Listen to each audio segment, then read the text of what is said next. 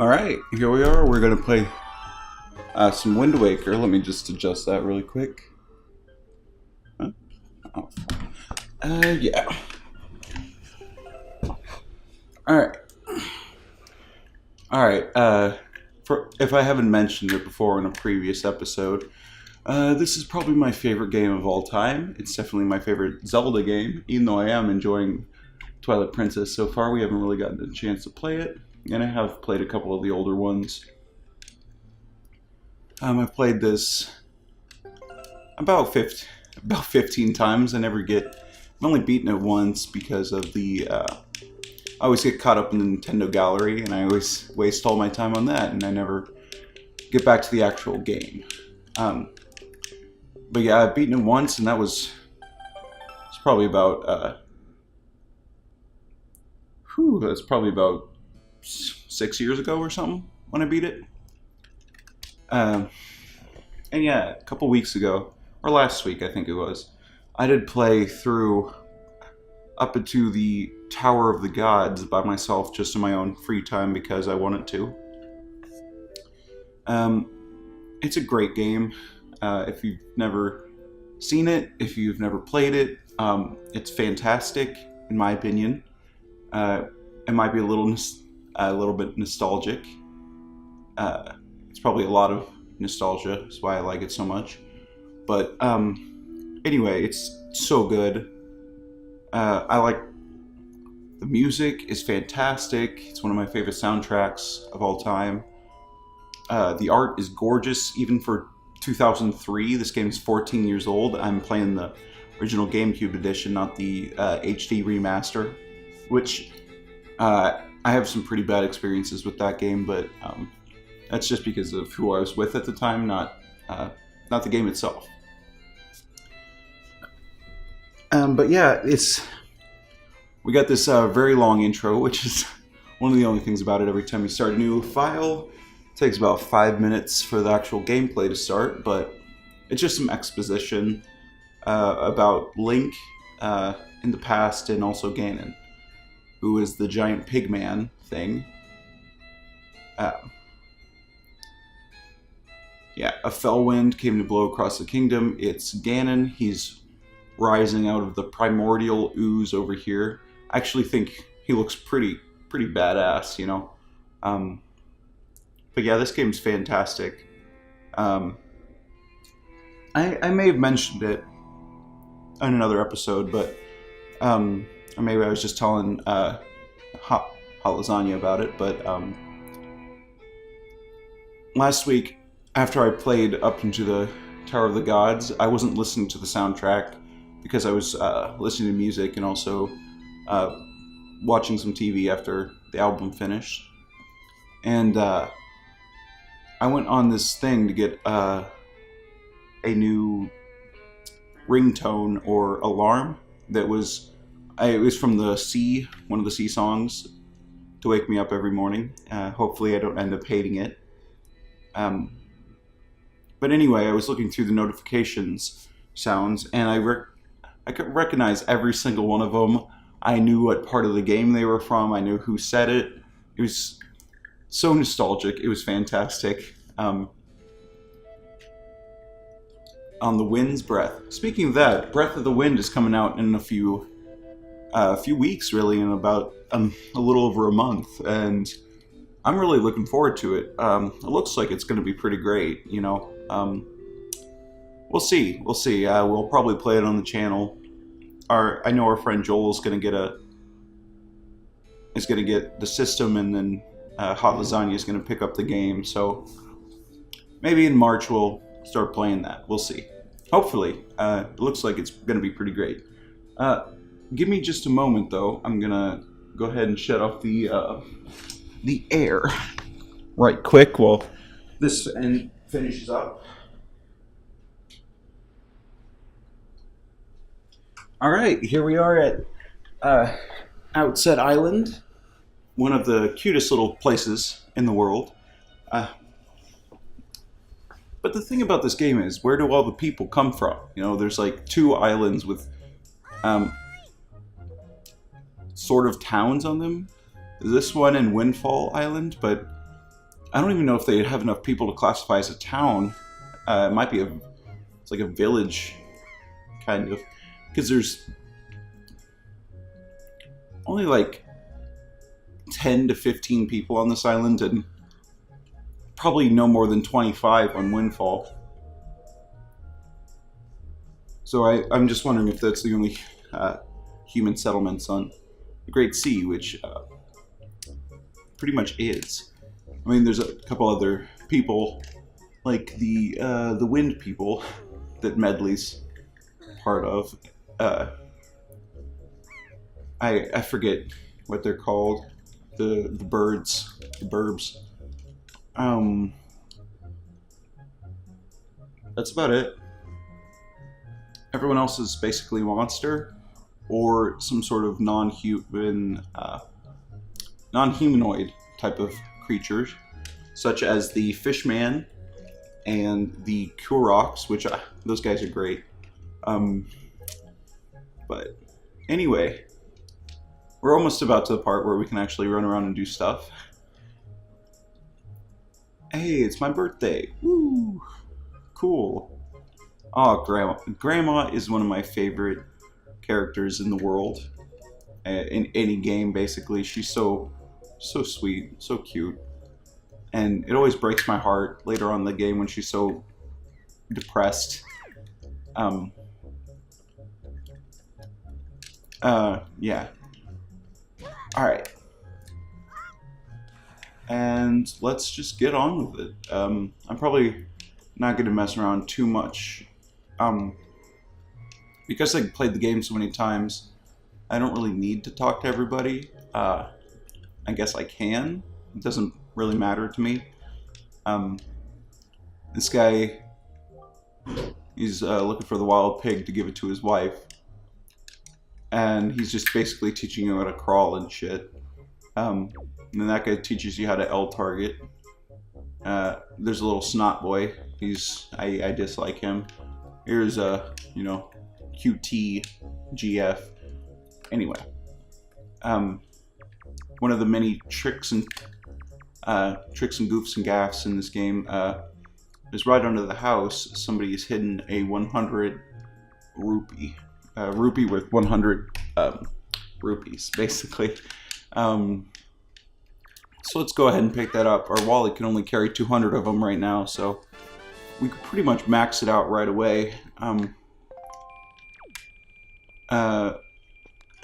By getting the pigs for the one lady, she'll give you 20 for each of them. So that's another 60 right there, and yeah, there's various other rupees around. I don't know if I'm gonna put too much time into getting them, because unfortunately I don't have too much time to record right now. But I digress. Let's just grab the pigs really quick, whatever. Or at least the two on this island. The other one's on the other half of it. And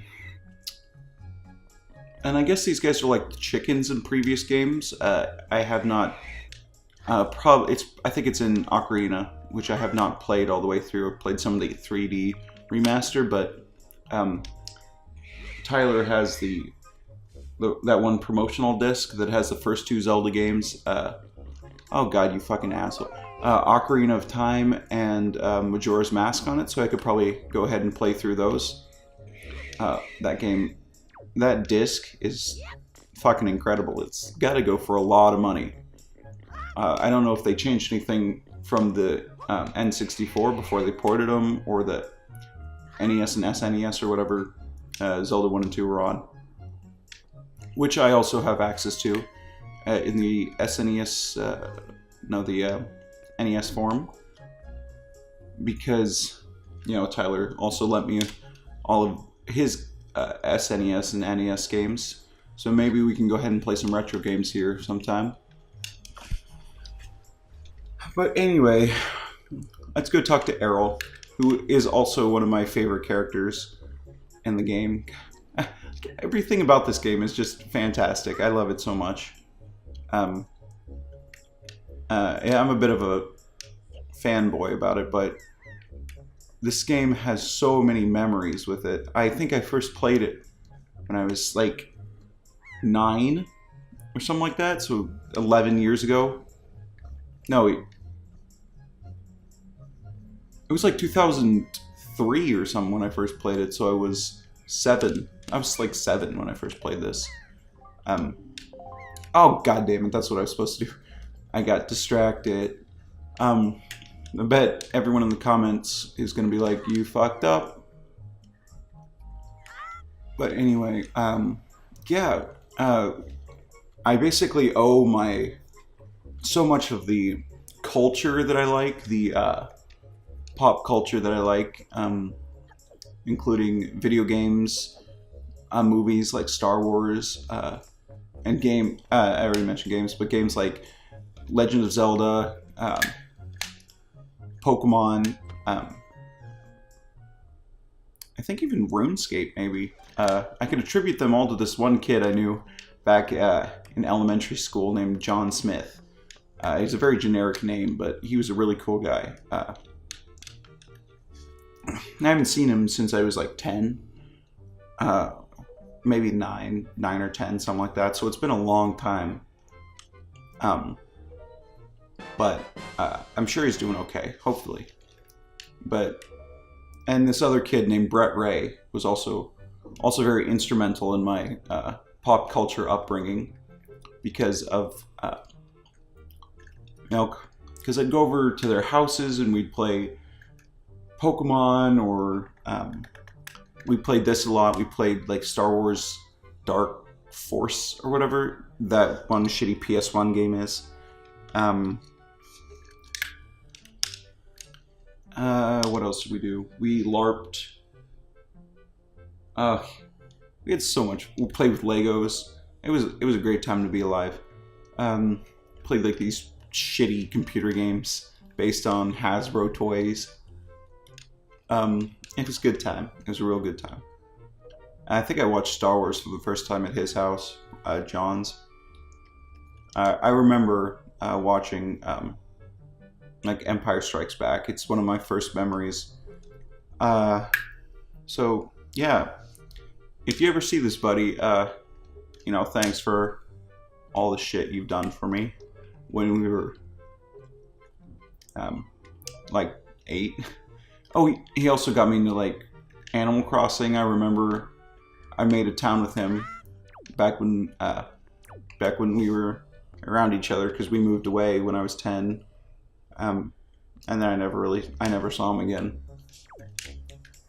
So yeah, basically all the games I remember from my childhood I learned about from this kid, or Brett, one of the two. And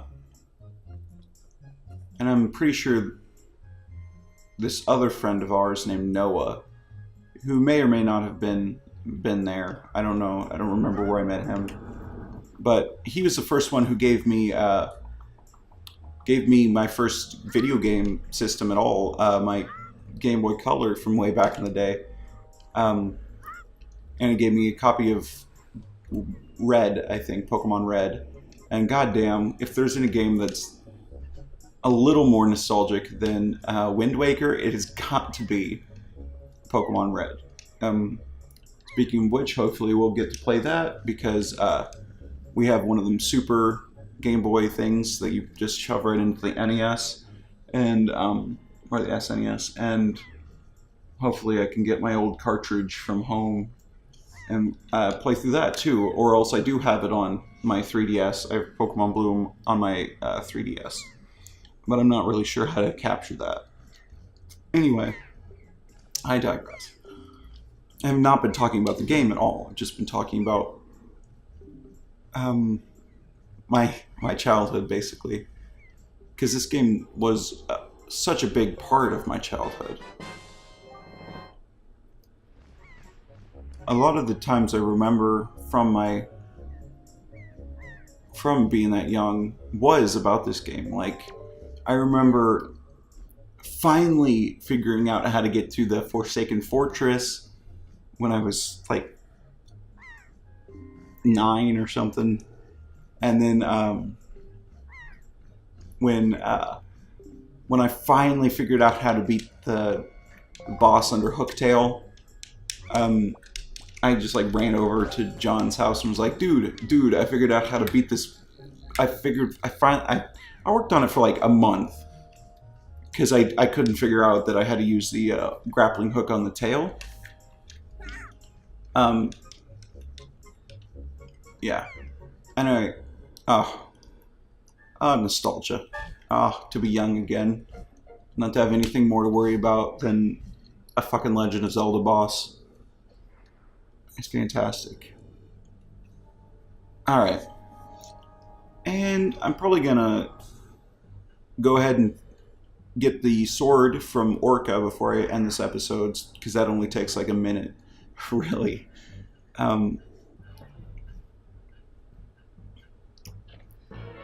Some of the physics are kind of not good in this game, but like during cutscenes, basically, because like in game it's all pretty a-okay in my books. It's in the next episode, I'm sure we'll get to the part that frustrates me to no end every single time I play this game. And some of you big old fans of this series or this game, like I am, probably know which scene I'm talking about. Anyway, let's get the sword from Orca. A really swell old guy. Yeah, he's great. I like Orca a lot. He sends you letters and stuff when you're out on adventures. Alright. Yes, sir. I have come for the instruction in the way of the sword. Alright. Alright, just... Okay. This guy also, like, really held me up a lot when I was a child. Okay. What was it? Okay. Okay. Because I could never figure out all the commands that he was trying to tell me how to do, and I kept, like, fucking up like I just did a second ago. Okay.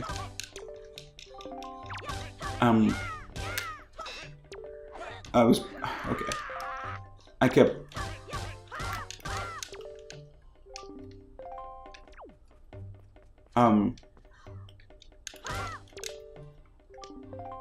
yeah, it's, the fighting is not very hard in this game. We just wait for the parry, and then doop-de-doop. Yeah, I like the gameplay in this a lot more than, well, at least somewhat more than in Twilight Princess, because the, I know some people think that the ocean's very tedious. I like it. I like the exploration of it, that you can go to all the different islands and, like, figure out what the hell's going on in them. Oh my, what am I doing? I wasn't looking. Oh, jump attack, okay. And, like, every single island has something on it, even if it's not necessarily useful to the main plot line of the game.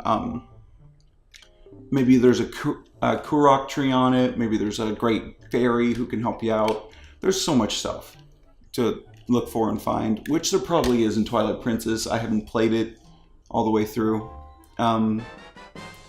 And you don't have Epona, which I think is very, very tedious to ride, because she controls like shit. So it's just easier to run around, and the King of the Red Lions is so much easier to control.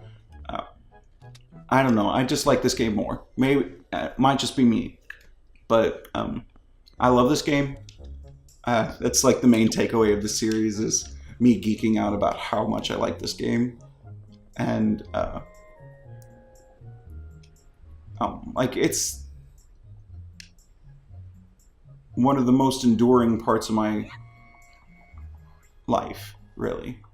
I've probably played it more than Red. I know the soundtrack in and out, basically.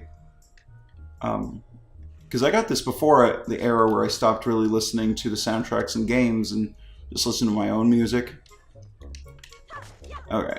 Well, I think I might get to the forest before I cut it. That'd be a good stopping point, I think. I'll be there in like 20 seconds, so don't worry about it.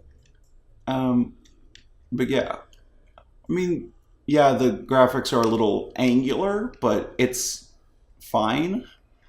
Like, this is one of the best looking games I've ever played on the GameCube, honestly. I mean, I've played some pretty shitty looking games on the GameCube. I'm sure we all have. And this one looks pretty damn good. I mean, yeah, anyway, I'll see you in the next one.